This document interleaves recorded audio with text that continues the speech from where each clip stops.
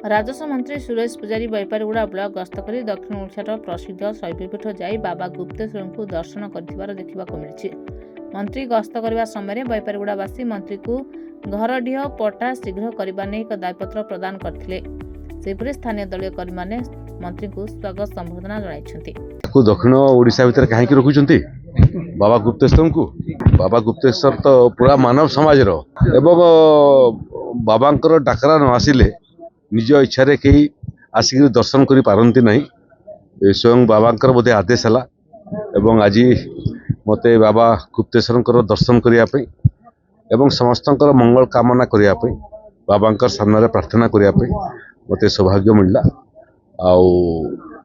आटा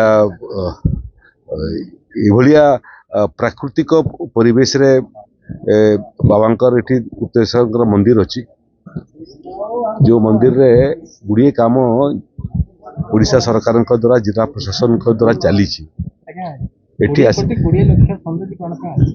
नहीं काम आरंभ मात्र एवं उपजिलापाल सांगे जिलापाल सांगे मोर कथबार्ता भी एवं ये 20 कोटी टंका मध्य पर्याप्त नुह।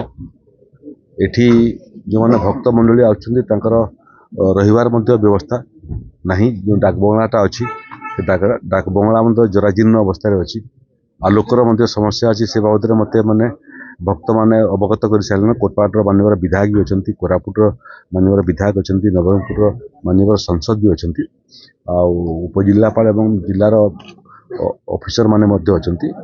तेणु ये देखला पर मत लगुच यार संपूर्ण योजना कौन है पर्यटन विभाग एवं संस्कृति विभाग दुहींकर विभाग अधिकारी मान संगे मानवर संसद मान थे, विधायक मान थे, जिला प्रशासन थी आपको आम बैठक करूँ यार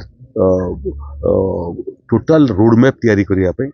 ये विभिन्न समय लक्षाधिक भक्त भी समावेश होची एवं पानी ढालिया भक्त बाबा पाखे पहुँचुंट।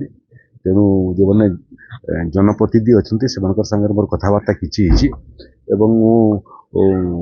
मनस्थ कर भुवनेश्वर थे बाबा गुप्तेश्वर मंदिर विकास जो जो विभाग भूमिका अच्छी सबू विभाग को जिला प्रशासन को एवं निर्वाचित प्रतिनिधि मान को डाक आम बैठक करूँ और दीर्घमियादी योजना प्रस्तुत करूँ। ये पीठर ये शैवस्थलीर एवं सामग्रिक भाव में ये अंचल विकास योजना प्रस्तुत करूँ।